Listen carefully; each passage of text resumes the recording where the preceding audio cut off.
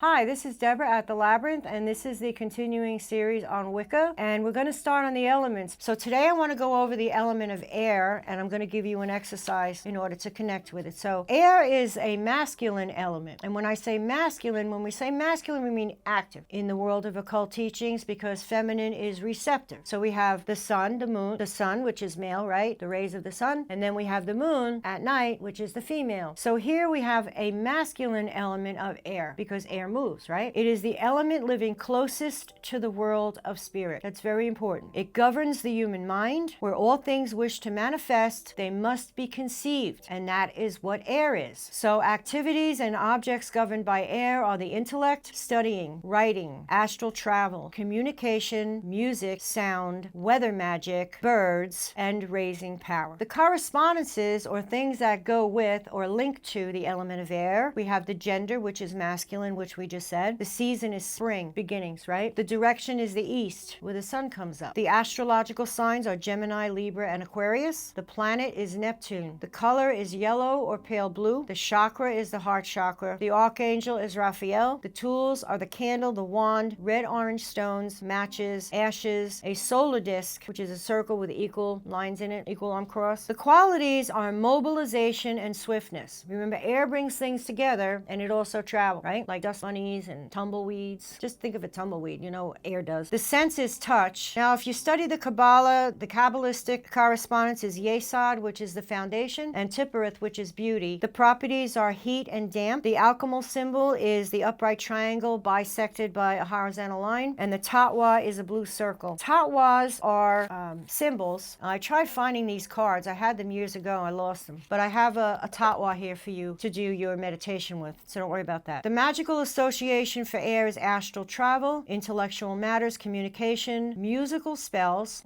and fidelity. The stones are adventurine and meteorites. The metals are aluminum and tin. The elemental rulers are the sylphs. The tarot suit is swords. Animals related to air are birds and flying insects, and trees are birch and alder. So these are correspondences that link you to, on the inner plane to the outer plane, that have to do with air. Hey, popping in to let you know that if you do like this video and you would like more intensive information, please check the link below for additional classes.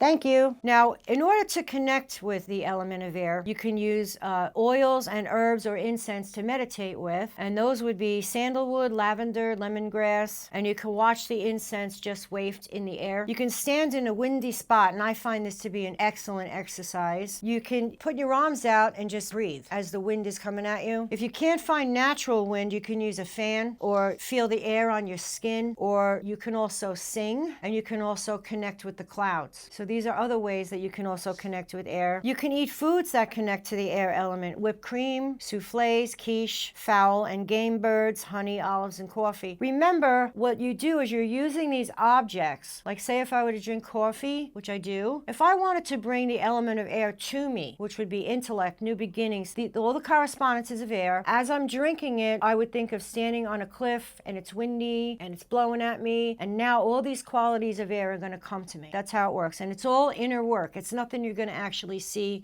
like in the movies. You might feel it on your skin, but no one else will see it. Only you will feel it. You can also meditate on the air symbol, and I have here a tatwa that I just want to show you. You'll be able to print this out. This is a tatwa, and you're going to put it 2 to 3 feet in front of you, or you can put it on the table, and you just gaze at the center dot right here, and then here you're going to get a line of white light. That means you're already in the astral. You shut your eyes. You will be able to see the symbol in your mind's eye, and this is the way to go and connect with the element of air also. It's very, very useful. I've done it. It's great. Now, you can also meditate on the upright triangle with the horizontal line bisecting, but I find the tatwa to be more beneficial than the other symbol. Now, say that you lack the element of air within you. What will happen is you will have the inability to focus or concentrate. You'll have poor grades if you're in school, repeated nuisance problems with your health, loss or lack of communication skills, and the inability to start projects. Remember, air is beginning. Air is let's go, right? Air is where you start. Air Air is inspiration. Air has a lot of things to it, so air can give you that get up and go that you might need. So air is also related to fire and water as far as elements go. It's the mediator or the balance between the active and the passive energies. The element of air is dry, it doesn't have much fire in it, and it has the humidity of water. Remember what air does. You know, we're here in Florida, or even if you've seen rain, which we all have, and the wind is blowing, right? And you get sideways rain or you get sideways snow, right? Air is the carrier. So if you keep in mind about elemental energies and how they work, air does have correspondences to it, but air is also the carrier. It also picks up all the other elements before it gets to you. In magic, it picks up all those other elements before it manifests. You can't do anything unless you start with air. It also moves in circles and spirals. It also does that, like a whirlwind, a tornado, a twister. The quality of air is motion, it's movement. That's why it's a masculine element. It is the least dense of all elements. Really, if you stop to think about it, you could pick up a clump of dirt. You could hold your hand out and feel the rain and the snow. You can also get burnt by fire, feel its warmth, but air is different. It's the lightest. It's also a masculine energy, that said, that governs the human mind. It passes through all things. It gives life to all things. It's binding, it's moving, it's filling. It is the medium or the glue that holds all the other elements together. Without thought or inspiration, you've got nothing. Nothing. You can't even get out of bed in the morning if you don't have air. We all have air. We use it every day. So think about how you use the elements every day, starting with air. I'm doing it right now. I'm speaking to you, right? I'm breathing, right? When I walk, I can feel my butt move because I gained weight. So air. It's directly linked to the astral plane, and it is necessary for raising power. You can't raise energy in a vacuum. Can't do it. It's the most invigorating of all the elements because it's the inspiration. It's like, it's go time. That's what air is. Air is like, it's go time. What are we going to do now? It's like a two-way ladder, up and down, up and down. Air can carry things up and it can also bring things down. So the elemental, some people say it's violence, some people say it's a dance, but when you have water and fire with air, like I said, sideways rain, a fire outside at night and the wind blows, right? And you know, a good way to relate to the elements is like if you start a fire outside and now it starts to rain, you see how water impacts fire. So say someone is overly emotional, that's water. And what is fire? Fire is that drive, you know, either you go into la la land or you want to kill somebody or you get over emotional, screaming. Water, which is empathy, compassion, sympathy, right? Emotion, can put fire out. So think of the elements not just of what you're doing on the inside, it's also on the outside that you can relate to, so that you pull that on the inside. And air fuels fire. Thought carries emotion. Air carries water. That's what that is. Air fans fire. Words spark that,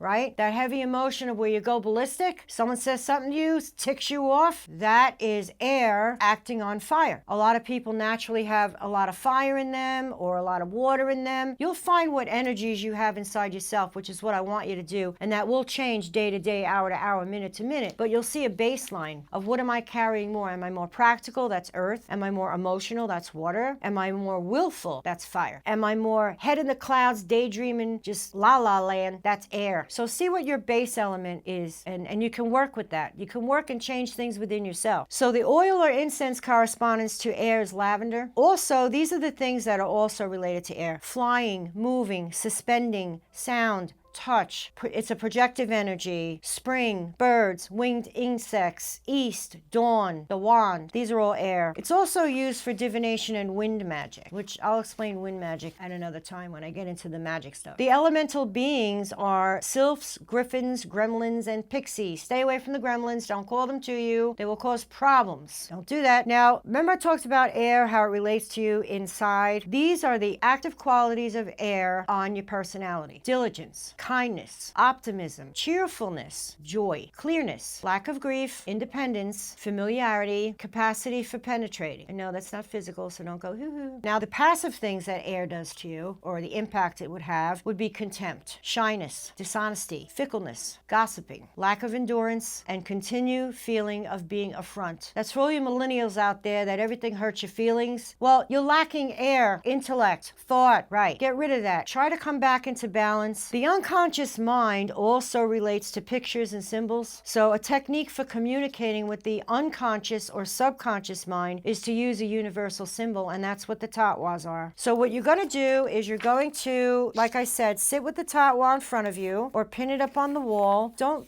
sit more than 3 feet away from it, and it has to be eye level. If you're going to put it on the wall, it has to be like that, where it's eye level. If you're going to put it on the table, you could put it right here in front of you, and you're going to gaze at this dot. Around the tatwa, you will see a line of white. That means you're in the astral plane. Also, remember to ground, connect, and protect before you do this. You will be working on the astral plane. Your subconscious will be wide open. Your conscious mind will be shut for the most part. You're going to stare at this little dot until you see the white line. Now you're going to shut your eyes, and you're going to see the symbol right in front of you. Step in it. Now you are there. Now you're going into the air. Ask for a winged being to meet you. Do not go anywhere by yourself when you're on the astral plane. And then look at all the beautiful things that air can show you, and then come back out. Don't use this as a manifestation tool. This is a meditative tool. If you try to use it as a manifestation tool, you will get nowhere. That's not what this is about. And you have to remember, in order to do magic or work with these elements, it has to do inside of you. It's nothing outside of you. I had a young lady come in the other day wanting to get pregnant. She had a stone. Well, I have this stone, I have that stone. I go, well, what are you doing with it? Well, I'm just holding it. It doesn't work like that. That is the connection for you to go, okay, this stone has these qualities, and now I'm going in myself to pull these qualities out and bring them to me. This is inner work. They call it work. So please don't expect this to just materialize just because you said, oh, I want it. It's not going to work that way. If you persevere, if you practice, it will happen, but you can't give up. You have to have faith in yourself, and it's not going to be instantaneous overnight. So please practice with this tatwa. It's very worthy. And see, I would keep a journal on what qualities of air that I have, which ones are lacking, where I need more, where do I come across it during the day, and using the tatwa and the experience of doing the meditation. If you keep doing this and keep your conscious mind focused on the inner self of your progress, you will see progress. But also jot it down, because you know that's air too, isn't it? It sure is. That's air. You're using air. You're writing things down. You're thinking about it before you do it. So I suggest that you do all those things and read over these notes again, because they are going to be down below. If you have any other questions, you can give me a call here at the store, 239-939-2769. Don't email me. Or you can leave a comment. Let me know how you do. If you have any questions, I know it sounds very confusing in the beginning.